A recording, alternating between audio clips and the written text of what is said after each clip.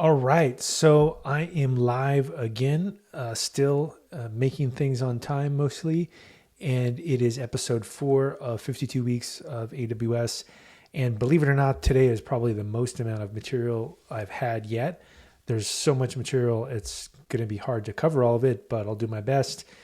A little bit of a recap about what this is if you're listening from an audio podcast, maybe driving somewhere. So my name is Noah Gift, and I do a lot of work with AWS. And I'm currently writing a book for O'Reilly called C# on AWS, and it's going to cover basically for a .NET developer how to get started with developing on AWS. And I'll talk a little bit about some of the things I'm currently working on and some of the ideas about some of the things I'm working on in the book. I'm also an AWS ML hero, so I promote AWS machine learning. I'm an evangelist for that, and I teach at multiple universities. And I also do a lot of content authoring for platforms like Coursera and O'Reilly. And so really I'm fairly prolific in creating content around cloud computing, machine learning, ML ops. And the idea with this podcast is to just share whatever I'm working on this every week, because there's just so many new things that are cropping up. I figured I'd just give a brain dump, and hopefully this will be a podcast that you can listen to when you're driving, or if you're watching live, you can actually, see some of the material. Either one, you should get some value out of it. But the idea is that you level up by listening to the material that we cover. So let's go ahead and get started. Okay, so I'm back here. I just had to drop out for a second there to share my screen. I'm going to go ahead and share my screen. Yeah, I'm doing this live stream / podcast on a new MacBook Pro, which is pretty shocking actually how powerful it is. And I'll share a little bit about some of the things I've been doing as well, which I think will be interesting to people. So let's see here. We got let's see, AWS Bootcamp. This looks pretty good. There we go. Yeah, this is what I want to share. Perfect. Okay, so I got this thing shared up here. Again, episode 4. The first thing, I'm just going to talk about some of the stuff I've been working on, and I'll just cover that first because I think it could be interesting. So first up, benchmarking. I already created a video for this, and if you want to look at this repo, Noah Gift benchmarking / or -AWS, you can see more information about it. But one of the things I was taking a look at for the book I'm writing is just how would you benchmark things on AWS? And in particular, I think the Sysbench tool is a great tool if you're looking for an open source tool that doesn't cost any money and you want to do some basic benchmarking. And one of the things I discovered was that you can actually build out incredibly powerful benchmarks by using the large instances. And one of the things I discovered was that this AWS M5 24X large machine here, which has 96 cores, is really got staggering performance. So one of the things that you may be wondering, for example, is if you spin up a virtual machine that's got 1 or 4 cores, like in the case of GitHub Codespaces or an AWS Micro, what are you really getting in terms of bang for your buck? Well, I enumerate this very clearly right in this benchmark here. You can see that like a 4-core machine from GitHub Codespaces, which again is great. It's a great, powerful machine. You can do about 3,300 events per events in about 10 seconds. But in terms of the machine here, the total amount of events you could do in 10 seconds, the 96 core was 820,000. So you can see we're talking 100, over, what would it be, like 200x, 250x performance by using these large machines. So if you are doing parallel processing, this is really where AWS comes in handy. And again, I would recommend you do benchmarking. You can take a look at this repo if you want to get a little more information.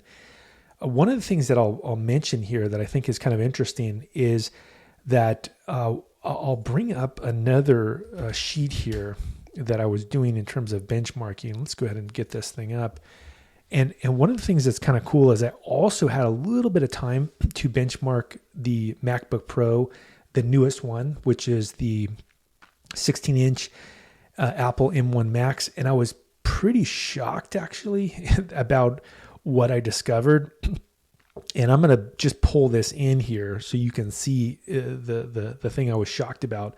So basically what I discovered was that while it's true that there are some, you get a 200 to 250x performance by using a 96 core machine on AWS, believe it or not, a 10 core machine, a MacBook Pro, blew it out of the water by another, let's say, 7 times, because I was able to get 6.8 million events in this 10 seconds window here from Sysbench.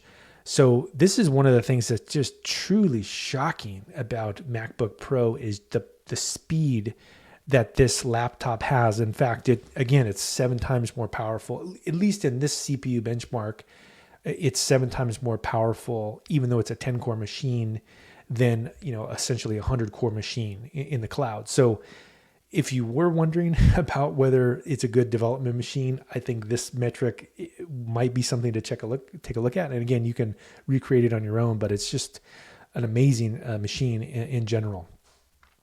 Okay, so the next thing that I was going to take a look at here was history of AWS. So one of the things I'm writing in the AWS C# book is a section that talks a little bit about, why do you care about AWS? What's the reason for using AWS?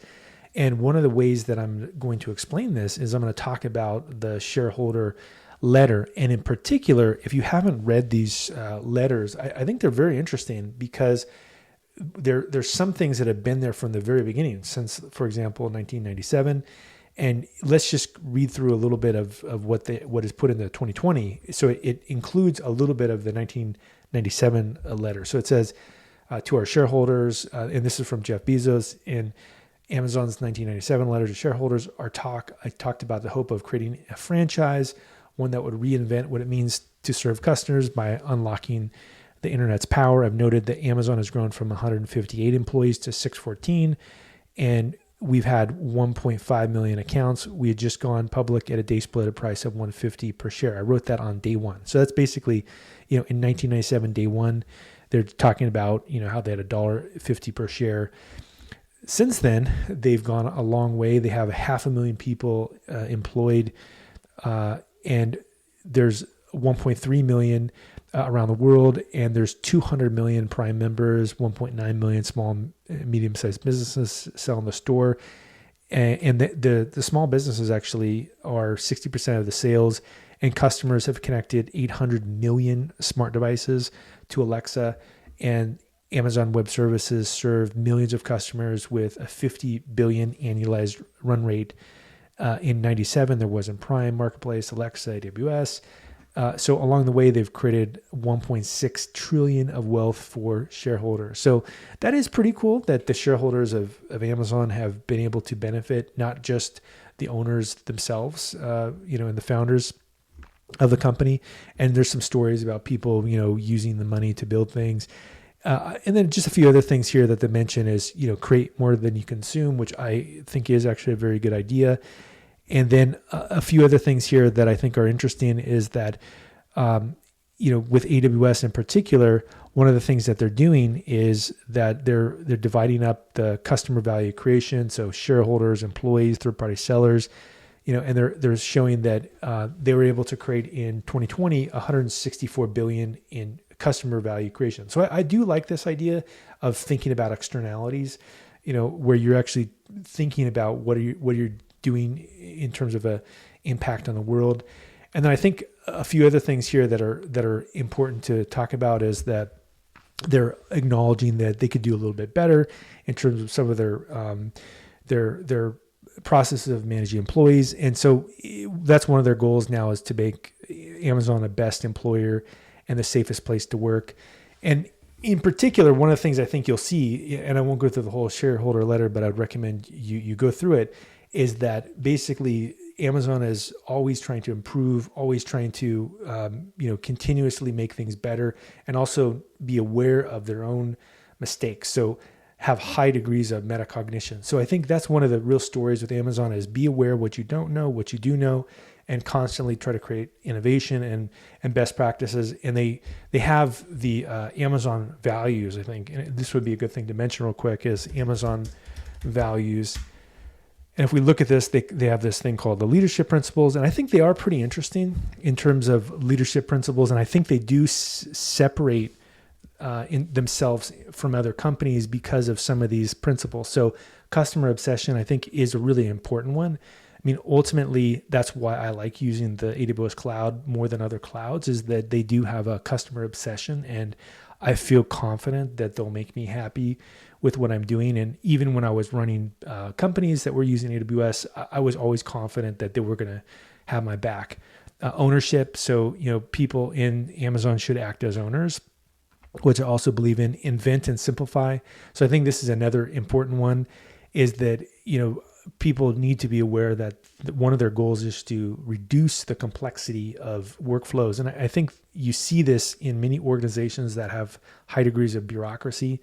And I think this is one of the reasons why I like Amazon as well.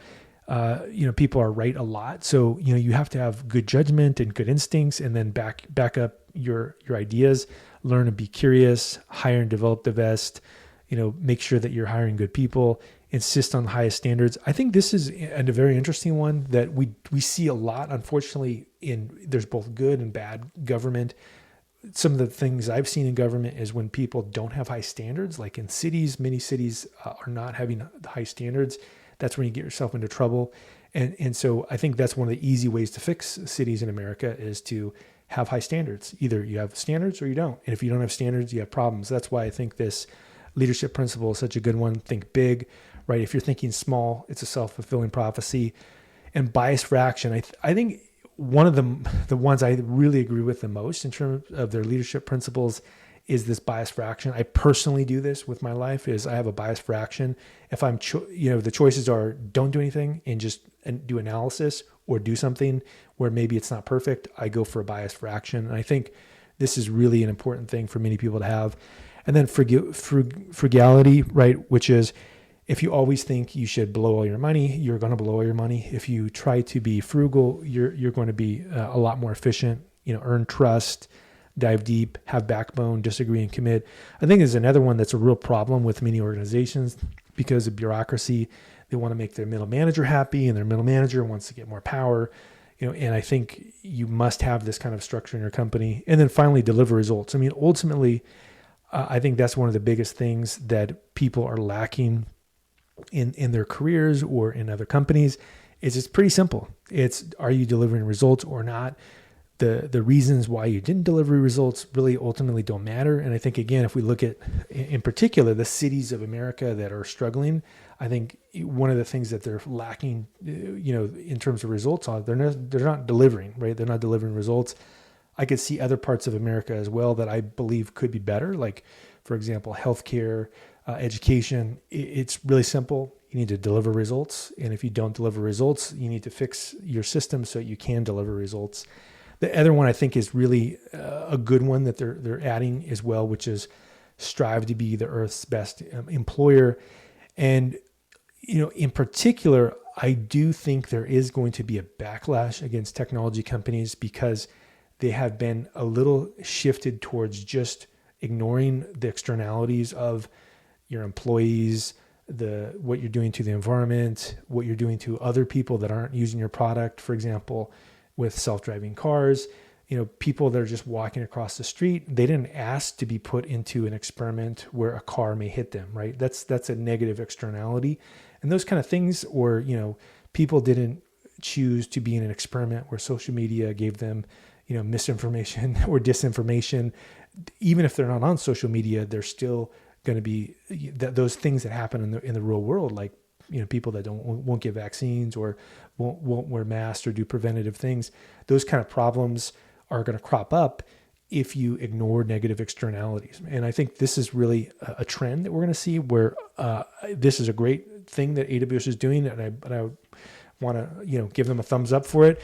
And I think many organizations, if you're a startup or you're a Fortune 500 company, I think you can blow the tires off other companies if you think about what I call organic technology, which is you be better than your competitors in terms of not trying to be politically correct, but try to actually make the world a better place and not exploit people. And so, anyway, to make a long story short, I really like these leadership principles. I think they're great. And so I'm going to put these into the chapter and talk about, some of this material.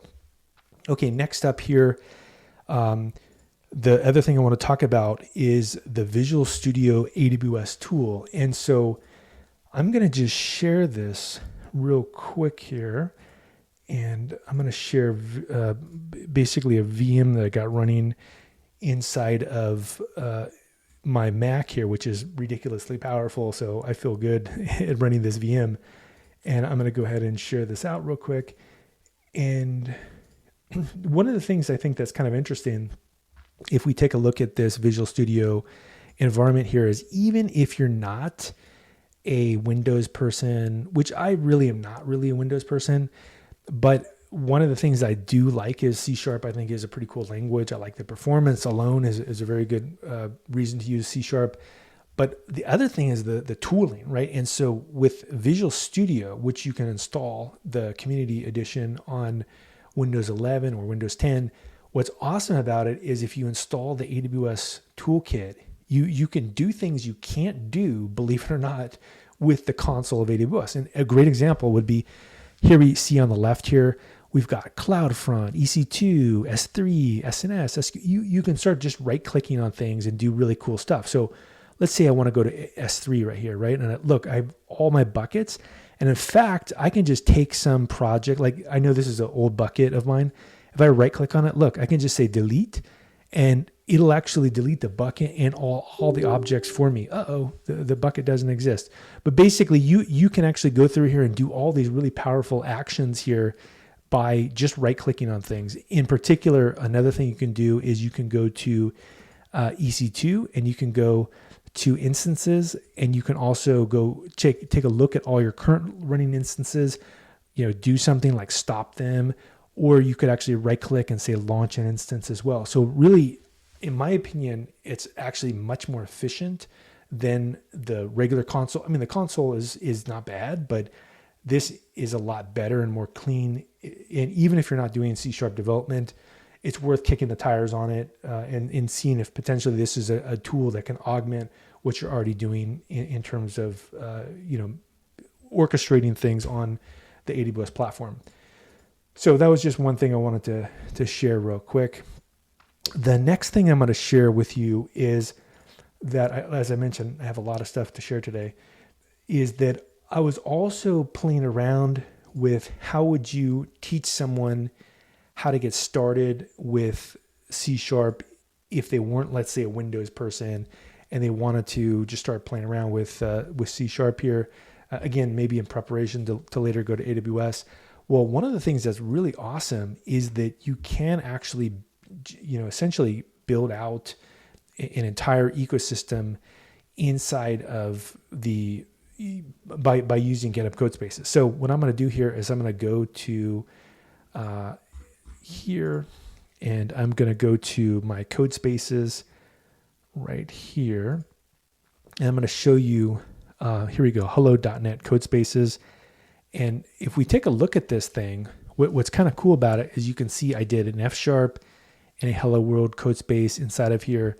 And in a nutshell here, we can just launch this, and I'll just show you why it's so cool, is that because it comes with .NET command line tool already, you can use it as a full-fledged development environment, and you can actually start developing C# for free. You don't need any editors or any other software. And in particular, let's just go into one of these projects that I was working on. Here's one. Actually, I'm going to change this to dark mode because I really hate light mode. Let's go to Visual Studio Dark. There we go. Way better. So let's go into F# here.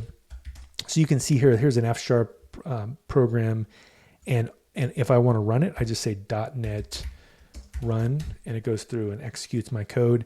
If I want to create a new project, it's pretty simple. I can just go through here and make a new one and say .NET new console-in, and we can say, like, I don't know, 52 weeks AWS, something like this. And then what's cool about it is, notice what happens is it goes through here and it creates this whole structure for me so I can run my code. And then if I want to just CD into this, all I need to do is just basically tweak it and change it however I want to do it. I'll just say hello world, 52 weeks AWS. And then from here, I can just do the same thing. I could just say .NET. I can just use up arrow, .NET run, boom, there we go. So pretty much trivial to build C# code inside of GitHub code spaces as well. So again, if you want to play around with doing a little bit of C#, you may want to have a couple tools. One, if you want to use AWS, one is use GitHub code spaces, and the other one is use Windows 11. And why not have a little bit of both and see which one works for which situation you're in. I'm a huge fan of using multiple tools at the same time. All right, so we got a lot done there, and I'm going to move on now to AWS CP Part 2. So what we can do is I'm going to go over to these slides here, and let's take a look at where I left off. So here we go. I believe I left off on Module 3. So we probably could get through maybe, this might take us three. This we might have to divide this into 3 parts. So let's see if I can get, let's just double check Module 3 here. I believe that's what I covered last time. No, we covered module. I believe we covered module 2 last time. We didn't get into module 3 here. Let's just double check where we're at. Yeah, so we'll start with module 3, and then we'll just keep going. So global infrastructure. Let's go ahead and dive into this thing and start talking about it. So, okay, AWS global infrastructure. What is it? Well, in a nutshell, it's AWS regions, availability zones, and edge locations. And so let's talk about global infrastructure. It's designed to be flexible, reliable, scalable. In a nutshell, you can see all these different regions in the world: Northern California, East Coast of California. East Coast of United States, South America, Europe, Asia.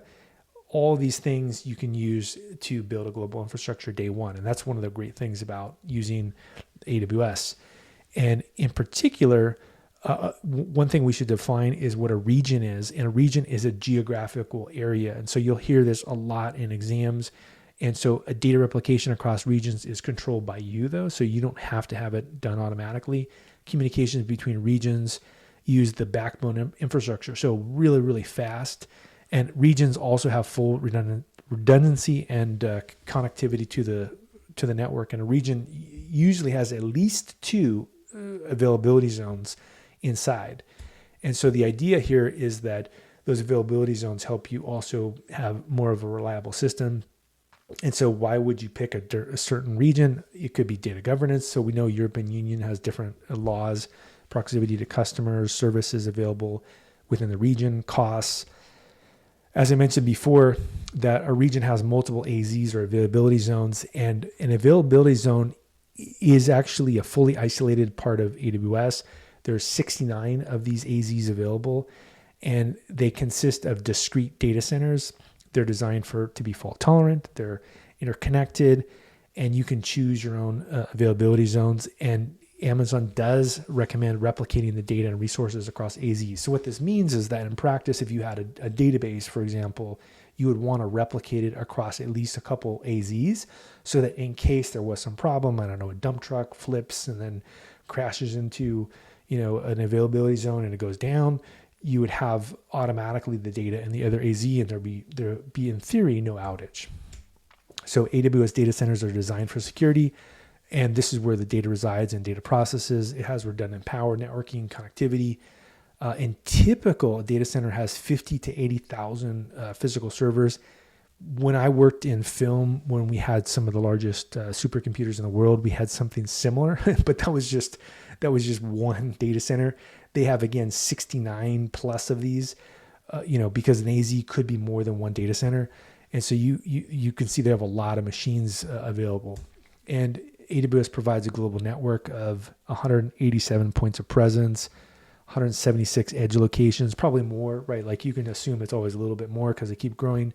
They also have a global content delivery network, or a CDN, which reduces latency. And the reason you'd want to use something like a CDN, a lot of people ask me this when I'm teaching this material, is that if you push the content to all these locations in the world, no matter where a user is at, they'll have very low latency. So this is a fundamental law of physics, is speed of light. And so you must have, if you want latency to be low, the data must live close to someone. You can't make it faster, by any other means. You have to physically co-locate it next to, where you're at. And so by doing this, you actually get great performance locally. The infrastructure features, there's elasticity and scalability. They're also physically distinct. In an availability zone, there could be, again, multiple data centers, and they're physically distinct data centers. But there's backup generators, network connectivity, UPSs, cooling equipment, fault tolerant. So it's really designed to be scalable and decentralized. So the main buzzwords here to be aware of are regions, right? Those are geographic availability zones, are the coordination of the resources inside, and then you choose a region based on your compliance requirements. Okay, let's talk about service and service category. So AWS has, in terms of foundational services, compute, which is virtual automatic scaling and load balancing, networking, and storage. And then in terms of the category of services here that we're going to talk about is cost management, networking, database management and governance, and security and compute. So storage, this is a good one to be aware of and probably memorize, is that there are multiple storage services, but fortunately they're so distinct that it's fairly straightforward to differentiate between them. The first one is S3. That's actually the first storage service they've ever released, and it's object-based storage. What that means is that it's really designed for things like media files would be probably the best example. So you can put, I believe, up to a terabyte of size of a file inside of S3. So the good news is that it's huge in terms of what you can put there. What the limitations are that you can't incrementally update it. It's not like a database. Now, block storage, what that refers to is physically attached storage to a compute instance. And so with EBS, you can't mount the same volume across multiple machines. That's the limitation that it has. EFS is actually very unique in that it's network storage. So it's basically managed NFS. And with NFS, that stands for Network File System. And what the advantages of this is that you can actually access the storage across all the nodes in your ecosystem. This is fairly new in terms of a service that AWS is offering. Personally, I think it's one of the most exciting services, and I believe that we're going to see more and more of these network systems or network file systems. Glacier just is the archive. That's where you archive things. Okay, in terms of compute, let's break these down. We've got Amazon EC2. That's just the basic virtual machines that you rent. EC2 auto scaling. This allows you to auto scale maybe machines around a load balancer. ECS is their container service. This is something that's their own container management service. It's not Kubernetes. That's a separate service. Amazon EC2 Container Registry, or ECR, is where you can push your own private or public containers. And so anything that's container based on AWS, you need to push it first into their ECR. Elastic Beanstalk is a platform as a service. So it's a little bit of a legacy product in that it's very heavyweight. But if you do have things that are, more legacy oriented in terms of you need a VM and they need to be behind a load balancer, Elastic Beanstalk works reasonably well for that. The newer kind of things here are AWS Lambda, which is serverless. And I think the big distinction I'll mention with why would someone care about Lambda if you have Kubernetes is really, to me, more about automation versus performance. The performance is not great, but just like you can get a T1 micro instance and play around with it, it's really about the automation, right, behind AWS Lambda, because you can hook it into all these different events. Now, Kubernetes is very interesting. Their EKS system, Amazon Elastic Kubernetes Service, and the reason why it's interesting is because of the fact that they manage the complexity for you. And I think this is really the direction that we're going to see people headed to in terms of Kubernetes. We also have AWS Fargate, which is a managed container as a service as well. Okay, what about database categories? So in terms of database categories, we've got RDS, which is really their classic, managed relational database service. That was the first thing they came up with in terms of managed databases. Then there's Aurora, which is really kind of like a supercharged version of RDS. And then you got Redshift, which is data warehouse. And then you have Amazon DynamoDB, which is a key value store. There's even more. There's even Neptune, which does graph databases. But in particular, those are the main categories. Now, in terms of networking, these are key terms to be aware of. We've got, for example, Amazon VPC. This stands for Virtual Private Cloud. So this is where you arrange everything in a logical, topology so that everything is talking to itself, but not talking to the outside world. We have Elastic Load Balancer, which allows you to scale traffic based on metrics like health or, CPU or whatever. There's CloudFront, which is the CDN. There's AWS Transit Gateway. There's Amazon Route 53, which is managed DNS. There's AWS Direct Connect, and then there's AWS VPN. These are the main categories of networking. In terms of security, compliance, we've got IAM, which is really how you would set up users and groups. You've got AWS organizations, which are things like Active Directory-ish, essentially a topology for the security in your network. You've got Cognito, which is an authentication service, so you can assign that to potentially your web applications or mobile applications. We have AWS Artifact. We have AWS Key Management Service where you can manage security keys, and there's AWS Shield, which helps with security for web applications. In terms of cost management, you've got AWS Cost and Usage Report. You've also got AWS Budgets and AWS Cost Explorer. In particular, I would say if you're first starting out with AWS, I would recommend using a budget. That's probably the best possible day one thing you can do is set up like a $1 budget so that you get an email if there's a problem. Later, you also, I would recommend you look into the Cost Explorer and make sure you don't have like some machine running somewhere. So those are really probably the big things that I would recommend starting with. In terms of governance, we have the management console, which you definitely should, be aware of. You have AWS Config, CloudWatch. CloudWatch is for a lot of different things, but basically for dashboards and logging. You have AWS Auto Scaling, AWS CLI. So I am a huge fan of the command line, and I do recommend using AWS Cloud Shell with the CLI and using their default tools. You have AWS Trusted Advisor, which is really like gives you warnings for, hey, don't do this, do this. And then there's AWS Well-Architected Tool and AWS Cloud Trail. Now, Cloud Trail sounds like CloudWatch, but they're very different services. Cloud Trail is a security and compliance tool. So it shows you every single API call that has been made in your system. And in fact, it's really helpful to make sure that nothing weird is going on in your system. You should look through the API calls, regularly and just make sure everything looks the way you think it should look. Okay. Management console here, just a few things to pay attention to. I would just play around with it. That's the main takeaway. Okay, let's move on now to, let's see here, module. Let's double check where I'm at here. Okay, let's go on to cloud security next, which is module 4 here.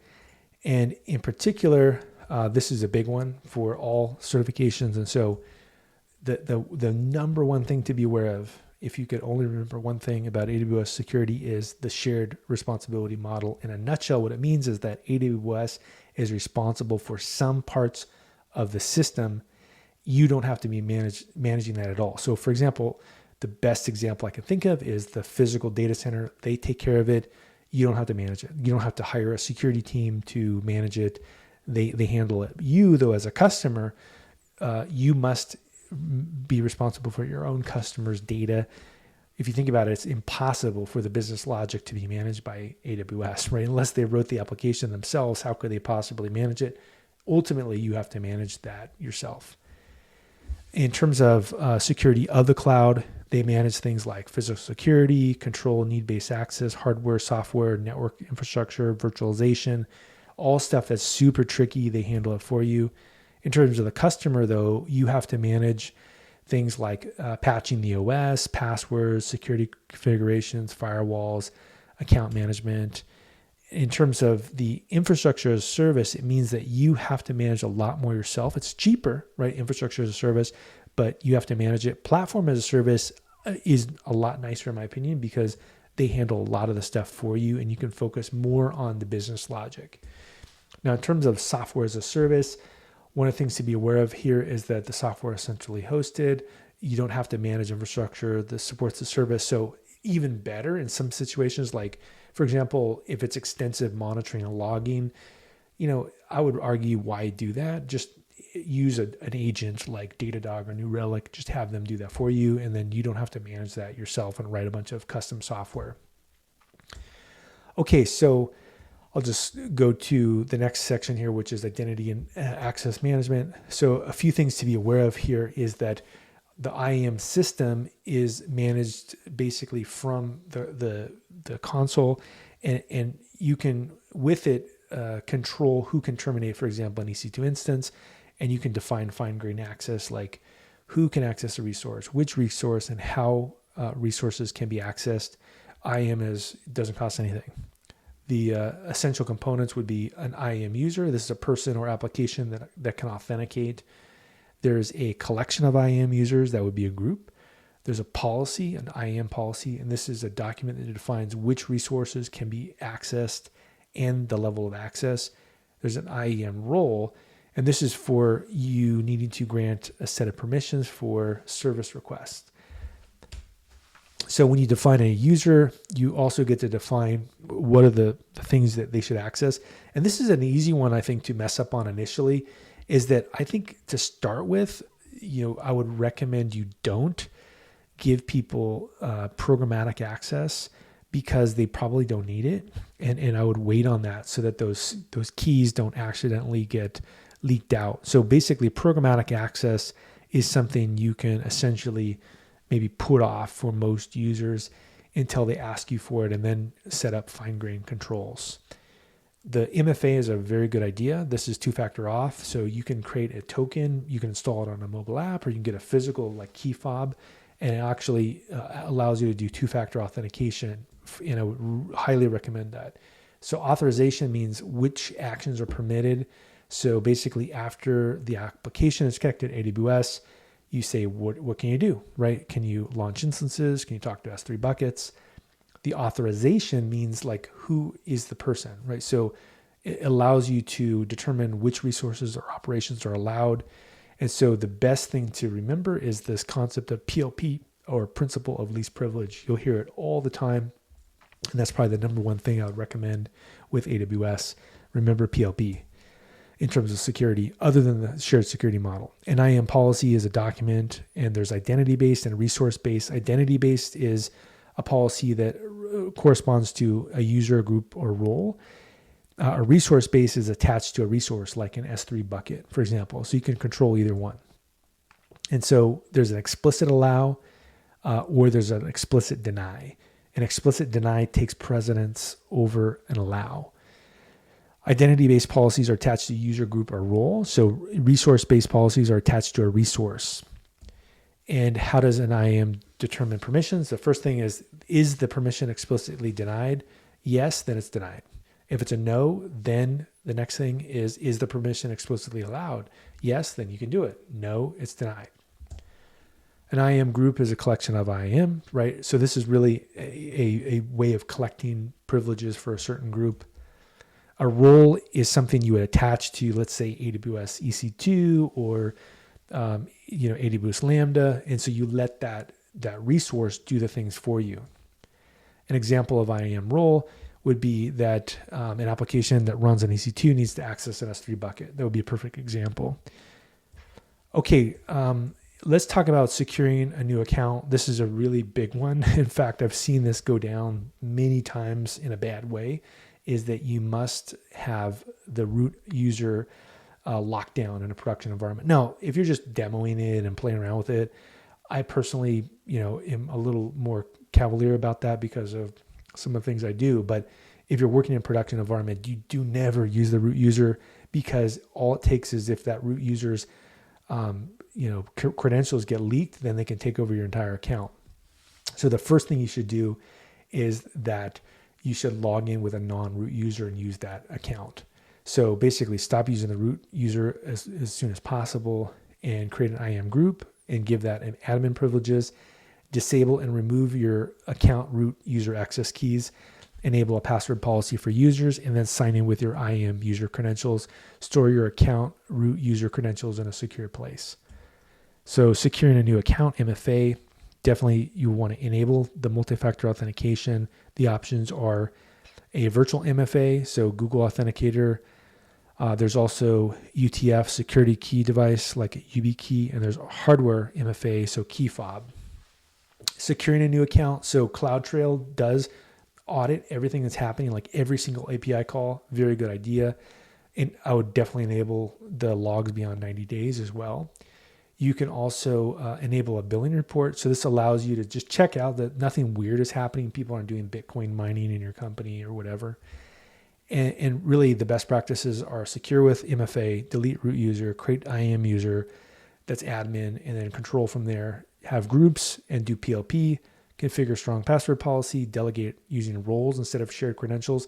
Now, this is a very subtle one, but I think it's really easy to be like, oh yeah, well, we just create this user and then put the API keys onto a machine. But if you think through this, there's a lot of problems with that. For example, what happens if somebody gets fired in your company? Boom. Now you got a problem, right? Because you have to go into production and delete all those credentials. It's a nightmare. That's why role-based privileges are so much better, because they're assigned to the resource, and then the resource isn't aware of like somebody's API keys. So really API keys on compute instances are a very bad idea. And that's what they mean by delegating using roles versus the user permissions, and also monitor using AWS CloudTrail. And I believe the last one we'll talk about is securing accounts here. So AWS organizations is a really good idea as well if you want to consolidate multiple AWS accounts, and you can actually control things with the organizations. You can set up service control policies for a centralized control of an account. You can also do things similar to IAM policies. And the key management service, or AWS KMS, allows you to create and manage encryption keys. So this is a really good idea as well for if you're working somewhere where they have high degree of data governance requirements, that you would actually control the use of encryption across AWS services, integrate with AWS CloudTrail to log it, and then make sure your hardware security models are validated by federal information processing standards to 140-2 to protect the keys. Cognito is a service that allows you to do user sign up, sign in, and access control to web and mobile applications, scales to millions. I've actually used this many times in organizations, and pretty cool. It also has social identity providers as well if you want to use those to allow people to authenticate. AWS Shield is a managed distributed denial of service protection service. So it protects you from people trying to attack your site with a distributed denial of service.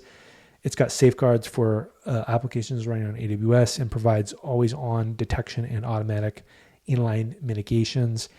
It's standard, and the advanced one is an optional paid service. You can use it to minimize downtime and latency. And then what about securing data?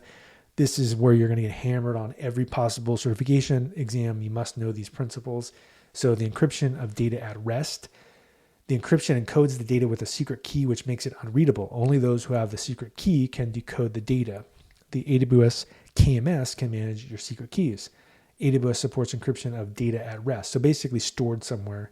Data at rest means the data stored physically on disk or on tape. You can encrypt data stored in any service that's supported by AWS KMS, including S3, EBS, EFS, and RDS.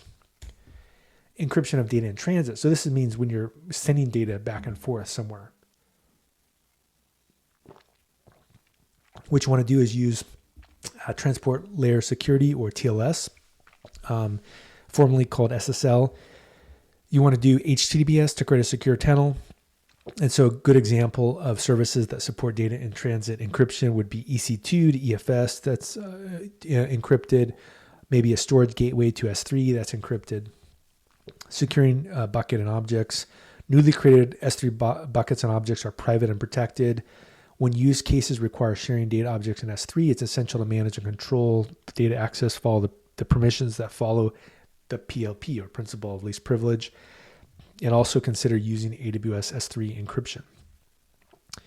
Okay, how do you make sure your system is in compliance? And in order to do that, you would want to make sure that you can look at things like the ISO 27001 or the EU General Data Protection, GDPR or HIPAA, and also look at frameworks. And so how would you do this? Well, one of the tools you can use is AWS Config, and it allows you to assess, audit, and evaluate configuration of AWS resources. You can use this for continuous monitoring of configurations. You can also go in and automatically evaluate recorded configs. So really, AWS Config is a pretty cool tool if you're into data governance, which is a really hot trend. And in fact, it's a job title. AWS Artifact is a resource for compliance-related information. So things like providing access to security and compliance reports. You can access downloads. And really, in a nutshell, cloud security is a huge deal for anyone taking a certification on AWS. So you want to make sure you can recognize the shared responsibility model. Remember that AWS manages the data center, for example. Make sure you identify the responsibilities of customers of AWS. Recognize IAM user groups and roles. Know when you would use both or either of the three. Describe different types of security credentials. Identify steps to securing a new account. Make sure you explore IAM users and groups, and also understand how to secure AWS data. Remember, principle of least privilege, encrypt and rest, encrypt and transit, and then also know about these compliance tools like AWS Config or audit, the audit trail tool, AWS Cloud Trail. All right, so this is probably a good spot here for today. We went about an hour. So in a nutshell, one of the things I would recommend is, if you want to keep going through this material with me, is just follow along with, if you've missed one, just go back to one of the other videos or podcasts and listen to it. I'm going to make it fairly usable in terms of listening to it passively. If you want to you're on a long drive somewhere and you want to study for the exam, you can listen to this kind of content as well. So hope to see you again for episode 5 next week. Again, it's going to be at 3 p.m. Eastern time. I'm going to keep this cadence, and see you next time.